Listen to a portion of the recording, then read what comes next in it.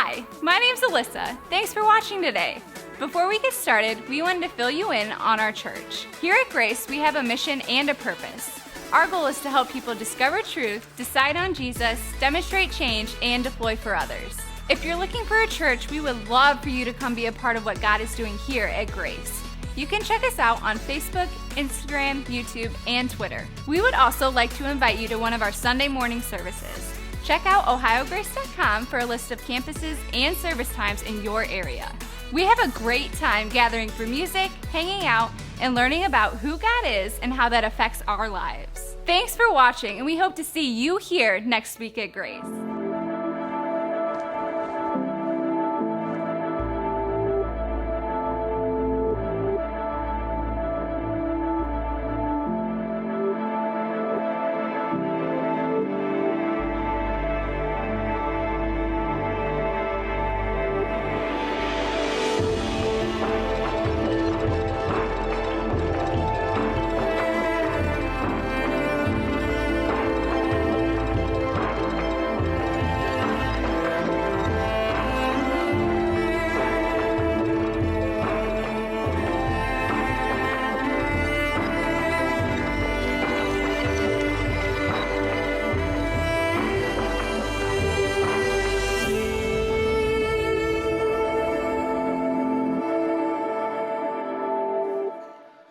Well, what's up, church? We're glad to be here this morning.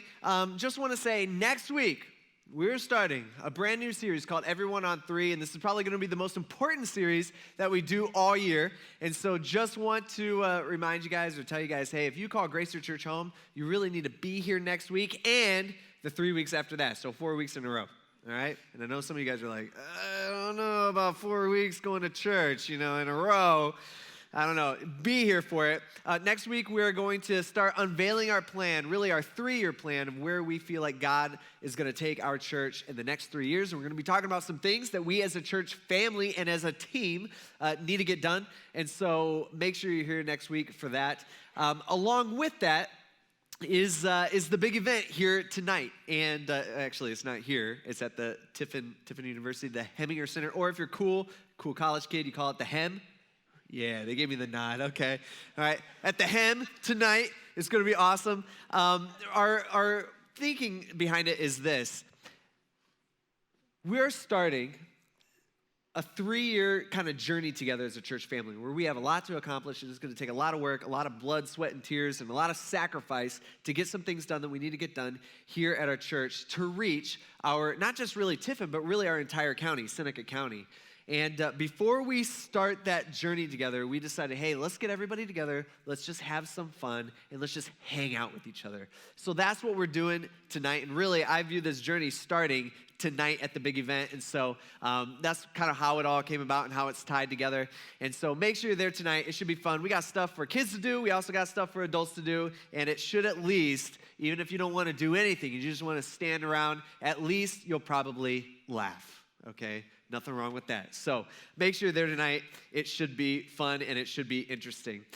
Before we start talking about the future of our church next week, we got to wrap up the story in Esther, okay? How many of you guys haven't been enjoying Esther, or at least the story? Okay, it's pretty good. It's one of my favorite stories from the Old Testament, and there's a lot of twists and a lot of turns. I know that some of you guys, you haven't been here every week, and so I don't want you to feel lost. So I'm going to try to recap the last 4 weeks within a few minutes. We'll see how good of a job I do, especially last week with snow and stuff. But we'll try to recap that. We also know that there's people here, this might be your first time. There's probably people in here that this is your first time. And so I'll try to get through that. But just to kind of simplify everything, Esther is a story. It's a true story. It's a real story. It actually happened about a young Jewish orphan girl that lived 2,500 years ago in the middle of the Persian Empire, okay? So that's kind of the setting. That's what takes place. So we got some kind of major characters throughout the story, throughout the book. The first one is Esther. And if I had to put kind of a face to her, I would say she's probably very similar to Wonder Woman, okay? This is Gal Gadot. She is a Jewish actor, and she's young, and she's easy on the eyes, okay? Very Esther-like, right? And so I would say, Esther, if you want to picture her throughout the story, just to make it easy for you, here she is. She's got a lot going on. She doesn't have any powers, but she does a lot of good stuff. Esther did not have an easy life. Her mom has died, her dad has died, she's living in a foreign land. She's actually being raised by her older cousin, who's like a generation older than her, named Mordecai. Mordecai happens to be an official for the king of Persia. Now, Mordecai, even though he's a cousin to Esther, they're not at all the same age. He's a lot older than her. He's really like an uncle figure. And so, in my opinion, probably the most iconic uncle figure here in America, at least when I grew up, is Uncle Jesse, okay? So here's Mordecai. Yeah, you know it. All right, here's Mordecai. He's a good guy. He took Esther in. He didn't have to. He did that. And again, he's an official to the king. And we see throughout the story that by the providence of God, Esther gets picked as queen of the Persian Empire. She marries King Xerxes, who's another character in our story. King Xerxes, if I had to put a face on him, I would say he'd be very much like Dwayne Johnson, The Rock, also known as Scorpion King. Okay, here we go. And I don't know why he's smiling there, but I think he is. Maybe he's eating something. I don't know. But so here's King Xerxes, and he's kind of an idiot. All right, he does some things where you're just like, what are you doing? Or maybe he's too trusting. I don't know. A couple weeks ago, we were introduced to a fourth major character, and this guy's name is Haman. Now, Haman, not a good guy. Every story needs their villain. That's Haman in this story. Haman is, he's second in command, and if I had to put a face on Haman, it would definitely be Jafar, okay? Haman, think about it, right? Haman's second in command. Jafar's second in command. Haman's all about himself. Jafar's all about himself. I don't know if Haman had a pet Yago or what, but I don't know. But that's Haman. So you can kind of picture what these people may have looked like. Just throwing it out there. Maybe not. I don't know. Well, Haman, he got a promotion, remember? And he ended up becoming the second most important person in the land. He kind of ran the kingdom for King Xerxes of the Persian Empire. And at this point, the Persian Empire, remember, is the largest empire on earth. Actually, at this point in history, human history, it's the largest empire that the world had ever seen, where 44% of the earth's population lives within the Persian Empire. So this guy's large and in charge. And when he gets promoted, the king signs a law that everybody has to bow down to Haman when he walks by. And so everybody does, except for one guy, Uncle Jesse, okay? Mordecai refuses to bow down. He will not bow down to Haman. And when Haman notices this just makes him so mad. And so he decides to have Mordecai executed. Remember, this is the pride that's within him. But not just Mordecai, he decides he's going to execute all of Mordecai's people. So he's going to execute all the Jews in the entire empire, which may have almost been all the Jews in the world at this point. And so Haman, this is kind of Haman's plan. So he goes to the King Xerxes and he says, hey, King, I know you trust me. Thanks for that promotion. That's awesome. Really appreciate that. But there's a group of people in the empire that they don't obey Persian law. They kind of have their own laws. They do their own thing. It's kind of messed up. And so it's really probably better for the kingdom that we just eliminate all these people. And so the King Xerxes, he's sitting there on his throne. He's like, you know what? That makes sense, I guess. Like, they don't obey my laws. They shouldn't be able to live. And so he says, hey, Haman, here's the deal. Here's my ring that makes the laws or stamps it or whatever. He says, you just go ahead. You write whatever law you think is best. I trust you. Do whatever you want, okay? You're free to go. And so Haman's like, sweet. He takes that ring and he goes and he writes a law that on a certain day, it's actually almost 11 months later, he says that everyone in the empire, by law, they are to attack any Jewish people that they know or that they see, okay? That's the law. And he even writes in the law, he says, hey, this applies to the young and the old. This applies to the men and the women and children, everybody. And in return, if you kill a Jewish person, you get to keep all their stuff. Okay, so that's the law. That's what happens. And so when the Jewish people hear about this law, they rightfully are terrified. They don't know what's going to happen. They're just like, why is this happening to us? And they freak out. And Mordecai is one of those. He freaks out. Remember what he did? We talked about this last week. He puts on a bunch of animal skins, which was normal back then, not today. And he goes throughout the middle of the city, the capital city of Susa. That's where all this takes place. And he starts wailing and crying and yelling. Well, it doesn't take long. that a servant comes to Esther and says, hey, Esther, your cousin, he's out there like going crazy. You might want to do something about that. It's kind of embarrassing. And so Esther and Mordecai, they have this conversation through a servant back and forth. And basically Esther, she does the typical, she does the girl move where she, here's a new outfit, and Mordecai's like, no thanks, don't need that. And then Mordecai tells her, he says, hey, you need to go to the king. All right, you need to take care of this. You need to go to the king. You need to ask him for his help. And remember how Esther replied. She's like, no way. I can't do that. You know the law, Mordecai. If I go to the king without being invited to go to the king, I get executed. That is the law. That's the right thing that would happen to me. And so she's like, I can't do it. This is not the way. There's got to be another way. And so Mordecai, that's when he says, and this is where we were kind of focused last week. He says, hey, here's the deal. You think you're safe in your palace? You're not. You think you're all good? You want to play life safe? He's like, it doesn't matter. You can't be safe. You're not going to be safe from this. He says, has it ever occurred to you that, maybe, just maybe, God has orchestrated your life for like this moment? You ever think about that? You say, connect the dots, Esther. And when Esther hears this reply, she's like, okay. She says, okay, I'll go. I'll do it. And remember, she says, and if I die, I die. But then she says, hey, I got one thing for you, Mordecai. I want you to pray for me for the next 3 days. And I want you to gather all the Jewish people. I want you guys all to pray. And I'm going to pray, and we'll see if God helps us out through this thing. And so after 3 days, she goes in before King Xerxes, which again was against the law. She is supposed to get executed for this. And when the King Xerxes sees her, he is actually delighted to see her. Remember, he reaches out his golden scepter, which is sweet. I need to get one of those.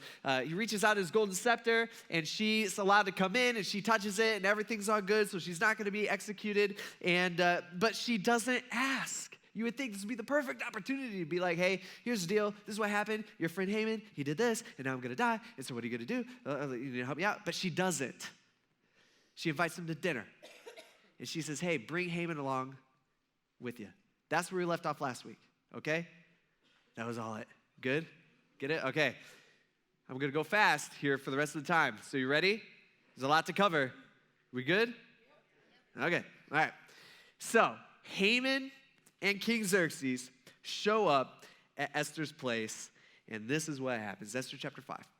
It says, while drinking the wine, the king asks Esther, he says, hey, whatever you ask will be given to you. Whatever you want, even to half the kingdom, will be done. He's like, hey, Esther, what's going on? What's this about? What's troubling you? And so Esther answers. She says, this is my petition, and this is my request. Now, she's probably getting a little nervous here. She doesn't know what to happen. She doesn't know how this is going to end. Usually you don't go to the king and say, hey, you don't know how to run your country. Hey, that was a stupid law you signed, a few days ago. Hey, it's not usually a good thing. And so she's probably a little nervous. She says, hey, if I have found favor in the eyes of the king, and if it pleases the king to grant my petition and perform my request, maybe she stops there for a second. She says, how do I explain this? And then she says, may the king and Haman come to the banquet. I will prepare for them, and tomorrow I will do what the king has asked. So here's an opportunity for her to ask the king, saying, I will give you up to half the kingdom, whatever it is, I'll help you out. And she still doesn't ask. Now, there's a couple reasons for this. Maybe the scholars kind of debate over. We don't know why she doesn't ask. Like maybe she chickens out. I think that's a reasonable reason.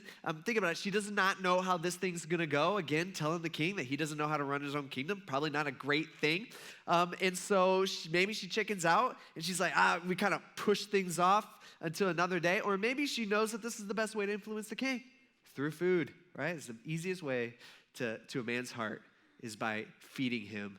You keep feeding him, things are going to go well. So maybe that's what she's thinking. I don't know why. I don't know what the deal. And so the king says, okay. Maybe he kind of smiles a little bit because he knows something's going on here. Something's up. And he says, okay, we'll be back tomorrow. And the next verse says, that day, Haman left full of joy and in good spirits. Remember, Haman's there too. And he is pumped. Like Haman's he's just walking around. He's walking home that night. He's feeling really good. I mean, he's got this huge promotion. He's got people honoring him. Probably as he's walking, people are bowing down, putting their face in the dirt. He's rich. He's powerful. He's in the inner circle now, not just with the king, but also now the queen. And things are just going great for him. Like, have you ever felt like that? Have you ever had that happen? I mean, let's be honest, probably most of us, we have. But it just doesn't happen very often. We're just kind of like looking around at your life and you're like, man, life's going really good right now. You ever felt that? No, you guys live sad lives. Okay. You're just like, I don't really have any complaints. Like, things are going great. Things are going great at work right now. Things are going good at home. I got really good relationship with my spouse and my kids, maybe better than normal. And just like, I got good friends. I got this big project done. I got this new car. I got this big bonus, whatever it might be. We're just kind of looking around and you're like, all right, usually my life's got all these problems. Usually I have all these complaints and these things that I don't like in my life. But like right now, it's like kind of good. Okay? That's how Haman feels. That's what's going on in his life. I've heard the saying that, hey, if you're not in trouble right now, that means you're getting ready to go into trouble. You know, it's a part of life. But Haman right now, he's in good spirits. Everything is good. It says, but when Haman saw Mordecai, this Mordecai guy, Uncle Jesse, is super annoying to Haman. I mean, he's just like, he sees him and it just brings out this pride. It brings out this rage. He sees him at the king's gate and Mordecai didn't rise or tremble in fear at his presence. How dare Mordecai not tremble?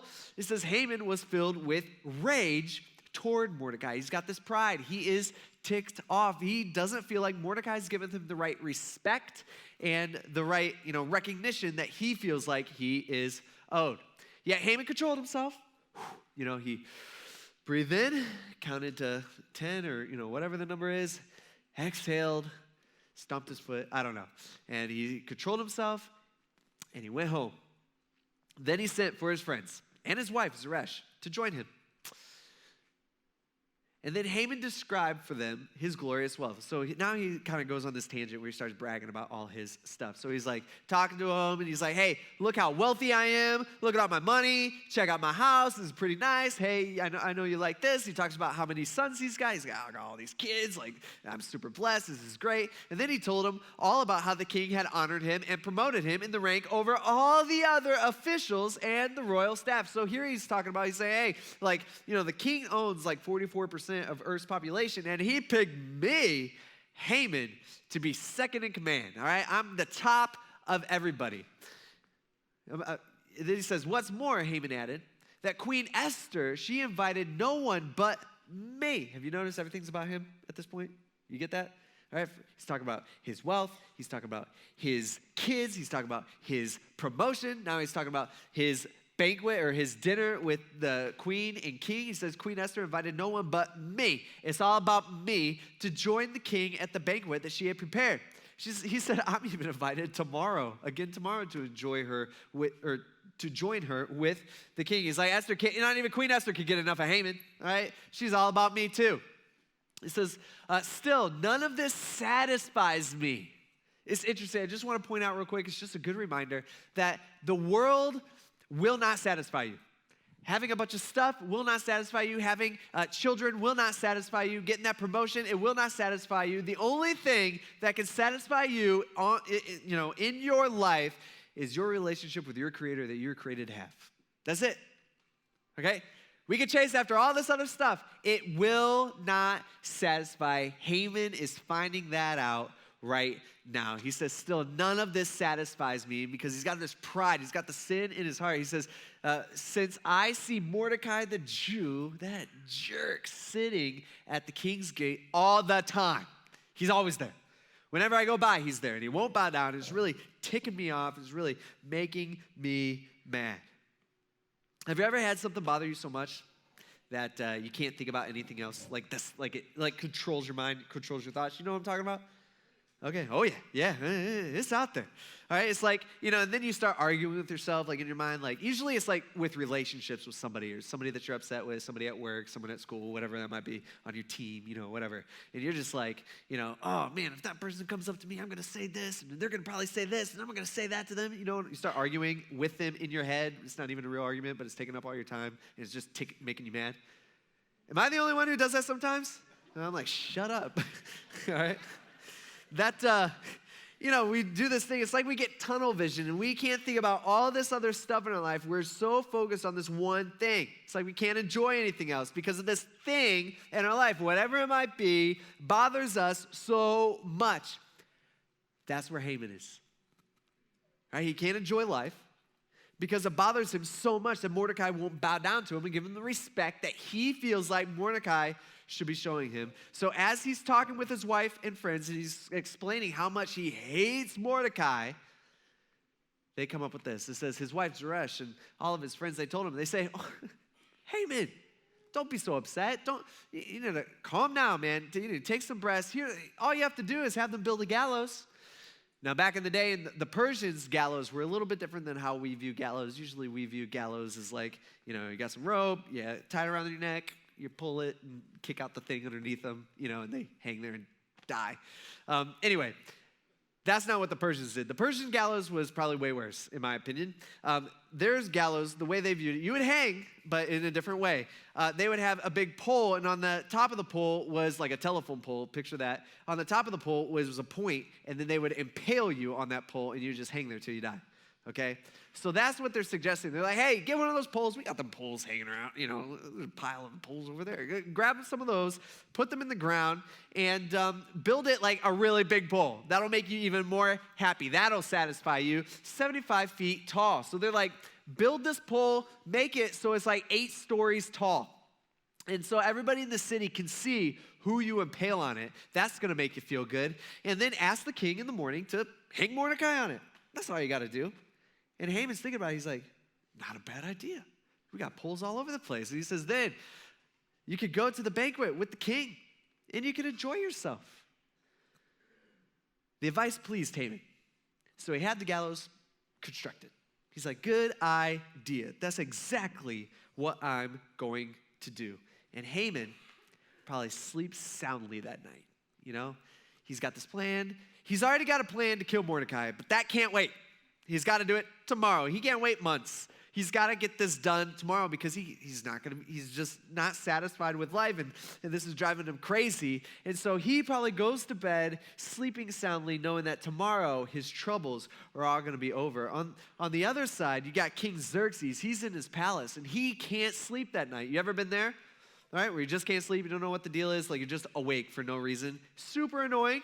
This is how I couldn't sleep last night for some reason. I don't know why this is. Usually when I can't sleep, which by the way, didn't happen until Tiffin happened, so I'm blaming you guys a little bit for it, on Saturday nights. Sometimes I don't know. Anyway, what I do is I'll turn on the TV in our room. I'll turn on Dances with Wolves, all right? Something really boring, you know what I'm talking about? And I know some of you guys are like, I love that movie. I know. It's long and it's boring, and it's, and so I'll turn that movie on, and I don't even know how that movie goes necessarily, but it puts me to sleep, usually. It's a really good idea. Except for last night, because our internet's not working, so I didn't get to do that, so I just laid there. But anyway, the king, he can't just turn on Dances with Wolves, okay? Something that's going to put him to sleep. He's laying there. He doesn't know what to do, and so he calls one of his servants. He says, hey, servant, come over here. I can't sleep. You know how when I do something really cool in my as I'm living my life as king here, you know how we write that stuff down in books? And servant's like, oh yeah, we got a whole bunch of those books. And the king's like, oh, just go grab one of those books and read it to me. Now, I don't know if the king's like, he wants to read about how good he is, or if he's like, I know what'll put me to sleep, that book, of all the stuff that I've done. So anyway, the servant, he goes, grabs a book out of the king's probably massive library. He brings the book and he starts reading. And by chance, he gets to the part where Mordecai, Uncle Jesse, right, saved the king's life. Now, we talked about this a few weeks ago. Remember, it was just a little blip, and I said, hey, we're going to remember this, because we'll need it in a couple weeks. No one probably remembers that at all. But what happened was Mordecai, he's at the king's gate. That's what his job was. He actually overhears one day a couple other of the king's officials talking about assassinating the king. So Mordecai goes to Esther. Esther goes to the king. The king makes an investigation, finds out that it's all true. And so he has them executed real quick. And so they get to this story by chance. And they're like, oh, okay. The king's thinking about it. He says, hey, what do we do for Mordecai for saving my life? Like, do we do something for him? Like, even like at least a gift card or something, do we do anything? And the servant's like, it doesn't say we did anything for him. And at this point, it's early in the morning, like daylight is just starting to happen. It's early in the morning, and the king happens to see somebody walking in the courtyard. And so the king asks. It says the king asks, who is in the court? Who is that? Now remember the whole Haman's plan. It says now Haman was just entering the outer court of the palace to ask the king to hang Mordecai on the gallows that he had prepared for him. Okay, what are the odds that this is all happening at once? And so it's interesting that both men have Mordecai on their minds. King Xerxes, he's trying to figure out how to honor Mordecai, and Haman, he's trying to figure out how to kill him. And so Xerxes calls Haman in verse 6. It says, he asks Haman, he says, hey, Haman, question for you. What should be done for the man who the king wants to honor? Hey, he's basically saying, hey, I want to honor somebody and show respect to somebody. What should I do for this person? And Haman, he starts thinking, he's like, it's me. It's got to be me. The king's just asking this kind of roundabout way. I get what's going on here, because who is it that the king would want to honor more than me? This guy, man, he's all about himself. He says, Haman told the king, he's like, hey, actually, I got a couple ideas. You want to listen to them? And he's trying to come up with like the best thing possible, because he thinks this is going to happen to him. He says, for the man that the king wants to honor, this is what you should do. He says, have them bring a royal garment that the king himself has worn, and a horse that the king himself has ridden, which, by the way, has a royal crown on his head. Even the horse has got a crown on his head. And so the king's best horse, he's got his crown, the king's robe, put that on the guy, and you put the garment and the horse under the charge of one of the king's most noble officials. Have them clothe the man the king wants to honor. That'll be great. He says, and parade him on the horse throughout the city square and call out before him. So the official has to call out before the horse, saying, this is what is to be done for the man the king wants to honor. And so the king is thinking about that. He's like, did you just come up with that? Or you've been thinking about that for a while? That's a pretty good idea. And he says, hey, let's do that. This is a good idea. Hurry and do just as you proposed. Take a garment and a horse for Mordecai the Jew. All right, at this point, I think Haman's jaw dropped. Like, wait, what? It's not me? This is for Mordecai, who is sitting at the king's gate. Do not leave out anything you have suggested. He's like, I want you to do exactly what you said. I want you to do exactly your plan. This is a really, really, really, really good idea. And so this was like the worst case scenario of stuff for Haman right here. I mean, right? Like, this is like terrible. I think about it. Haman is there at the crack of dawn. He's going to ask the king to execute Mordecai. But within minutes, instead of getting permission to kill Mordecai, within minutes, it's Mordecai Day in town. And he's the one that has to lead and shout throughout the whole city to that Mordecai is the guy who the king wants to honor. So Haman goes, because he's got no choice. He has to. And so he parades Mordecai around the city on the king's horse. He probably wants to throw up the entire time. This is making him sick. And after a long day of honoring Mordecai, Haman goes home. And he tells his wife, he's like, man, you will not believe what happened to me today. Remember that pole we got in our front yard right there? It was supposed to hang Mordecai. You notice he's not on there. All right, he's actually on the king's horse. I had to go around and parade him, and he's complaining to his wife, and his wife's just like, uh-oh, this is like God stuff happening. Like, what are the odds? This is crazy. This is what happened. She's like, this is not going to be good. And at that moment, the king's servants, they come and get Haman for Esther's dinner around 2. It says the king and Haman, they came to feast with Esther the queen. And once again, on the second day, while drinking wine, the king asked Esther, he's like, Esther, honey, dear, what's this all about? What's going on here? What are you doing? Whatever you ask, it will be given to you. Whatever you seek, even after half the kingdom, it will be done. He's saying, I'm going to help you out. I'm going to do whatever you want me to do, whatever that is. And so at this moment, she's probably super nervous, right? I mean, she doesn't know how this is going to go. Again, she's telling him she made a dumb decision, so she tells him in verse 3, next verse, it says, Queen Esther answers, she says, okay, if I have found favor with you, your majesty, and if the king is pleased, all I ask is that you spare my life. All I ask is that I don't die. Please don't have them kill me. This is my request. And if you would spare my people, this is my desire. This is for my people and I have been sold to destruction, death, and annihilation. She says, if we have merely been sold as male or female slaves, I would have kept silent. But indeed, the trouble wouldn't be worth burdening, I don't know how to say that word, the king. This is funny to me at this point. You know, here's Esther. She's like, okay, this is my request, because this is the third time the king's been asking her. And on the round 3, she's going, okay, all I ask is that I don't get murdered. Can you help me out with that? And then she says, and this is fun, cracks me up. She's like, if we just have been sold as slaves, if I had just been sold as a slave, I wouldn't have bothered you, because I know you're a really busy guy, and you got a lot of things going on, and my discomfort is not enough that I should bring this up to you or bother you with this. But since I'm gonna be killed, and I'm the queen, that probably shouldn't happen, because someday you're gonna be asking, hey, bring in Queen Esther, and they're gonna be like, oh, we killed her. And so that's probably not good. Someone's going to lose their job over that one. And so I figured this might be worth bringing up to you. And now we know at this point that Haman, he doesn't know Esther's Jewish, right? He didn't know that. He didn't know Esther and Mordecai were related. And so here, is Esther saying, hey, someone's planning on killing me and all my people. And Haman's, he might be sitting there going, wow, that's crazy. What an idiot. Who's this guy? I didn't know there were crazy murderers out there trying to eliminate an entire race. All right, I got my reason, but what's this guy's reason? What an idiot. Who's trying to kill the queen's people? Like, that's like a death sentence. You should, out of all the people, not the queen's people, come on. And King Xerxes, as he's listening to this, he's just like, Esther, who would do this? Is this actually happening? What's going on here? And Esther's like, actually, it's that guy, Haman. It's him. And when King Xerxes realizes, he is so mad. He actually leaves the room. He has to go outside to think. It's like he needs to get out of there. He has to get some air. And he's trying to process what he's just been told. And think about it. King Xerxes, he liked Haman. They're probably like best friends. He promoted Haman. But Xerxes is so angry. He's angry at Haman for using him, I'm sure. But I'm sure he's also angry at himself for falling for it, for not paying attention, for not caring. Think about it. Haman got the king to condemn his own queen without knowing it.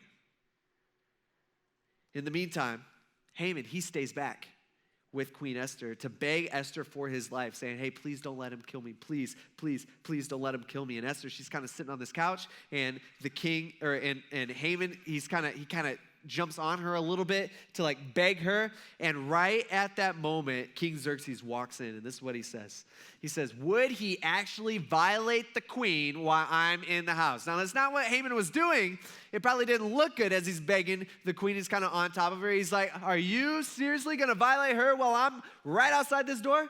You kidding me right now? He said, as soon as the statement left the king's mouth, the servants came in. They covered Haman's face, put the black bag over his head. It's the last daylight that Haman ever sees. This is like death sentence stuff right here. It's game over for Haman. While this is happening, one of the king's servants, he looks out the window or something, and he says, hey, actually, may I make a suggestion, your majesty? Haman actually just put up a big pole to hang Mordecai. Remember the guy who saved your life? And he was going to execute Mordecai on that pole today. How about we just throw Haman on that pole instead?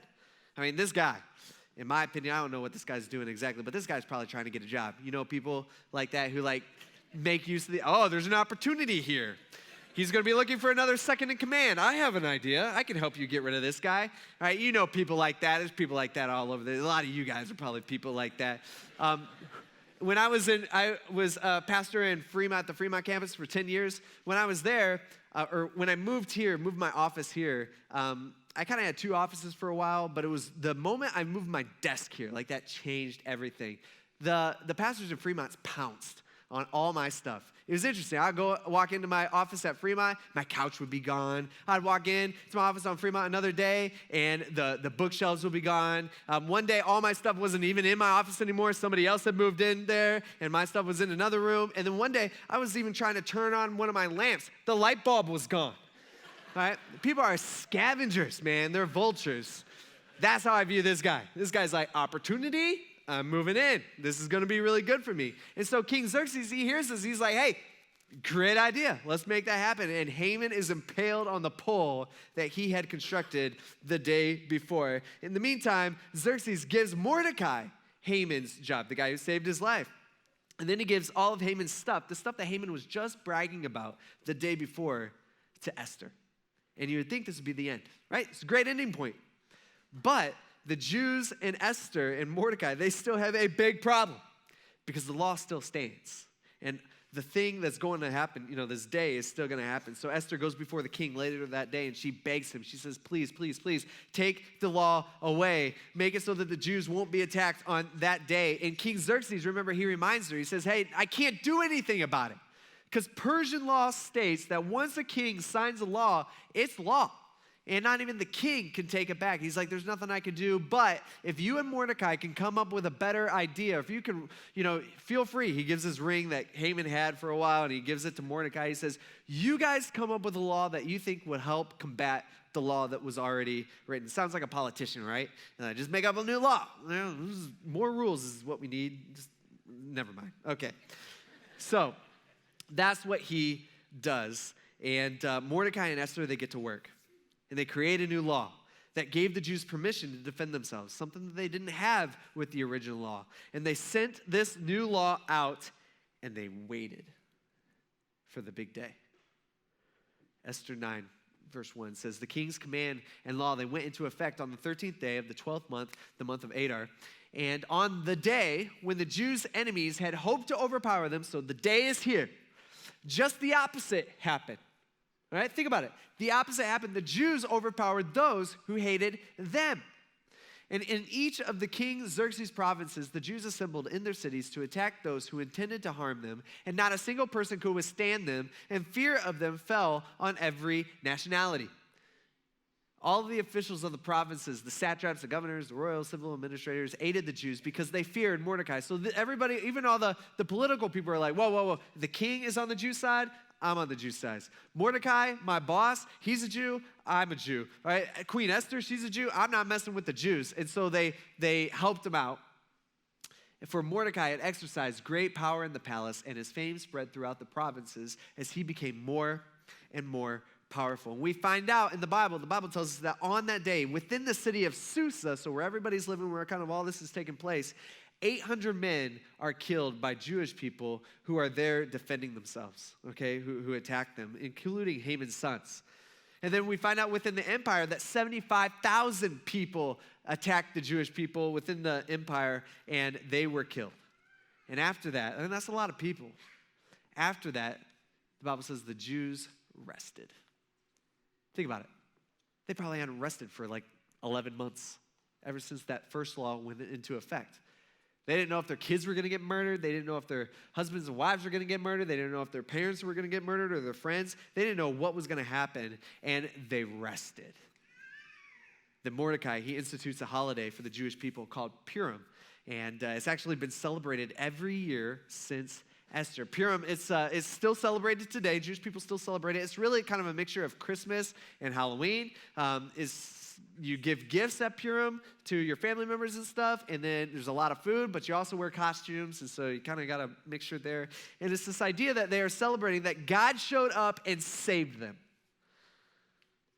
And it's interesting that even Jesus probably celebrated Purim. One time, Jesus, he went to Jerusalem for a festival, and many scholars believe that this was Purim that he was there for. And he's there on the Sabbath day, which is supposed to be the day of rest. And the religious leaders of that day, they always had a bunch of rules so they wouldn't come close to breaking God's rules. So it was just rules, rules, rules, rules.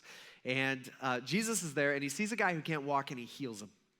Where the religious leaders don't like that because they're like, hey, technically you healed that guy, and technically I think that could be counted as work, and you're not allowed to work, and so you broke our law, you broke our rule. And so Jesus, and he's standing there kind of before these religious leaders. These are the religious leaders saying this stuff. He tells them in John 5, verse 17, he says, you don't understand. My Father is still working, and I am working also. He's like, hey, here's the deal. I'm always working. I don't take a rest. I don't stop for a few days. I don't do that. He's saying, hey, I'm always working. I'm always working behind the scenes. And it's really the same thing that we realize in this story.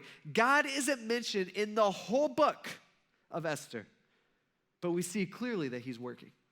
We see how he's kind of making all this happen. I mean, think about it. We're looking at the story. God has the whole system rigged. It's all rigged. I mean, think about all the coincidences here, right? It just so happens that Queen Vashti, the first king, right at the beginning, that she upsets her husband. It just so happens that King Xerxes banishes her for life. It just so happens that the king's servants come up with this idea for a contest to replace Queen Vashti. It just so happens that Esther is gorgeous. It just so happens that a foreign Jewish orphan girl wins the contest and actually becomes queen of the Persian Empire. It just so happens that Mordecai one day overhears some guys planning to assassinate the king Xerxes. And it just so happens that Mordecai is Esther's cousin, so he can report it to her. And it just so happens that the king's life is saved. And it just so happens that the king forgot to reward Mordecai. It just so happens that someone thought, hey, we should probably write this down in a book in case somebody wants to read it someday. It just so happens that the king is pleased to see Esther when she risked her life to see him. It just so happens that the king's schedule is free. And so he's able to go to Esther's house for dinner, not once, but twice.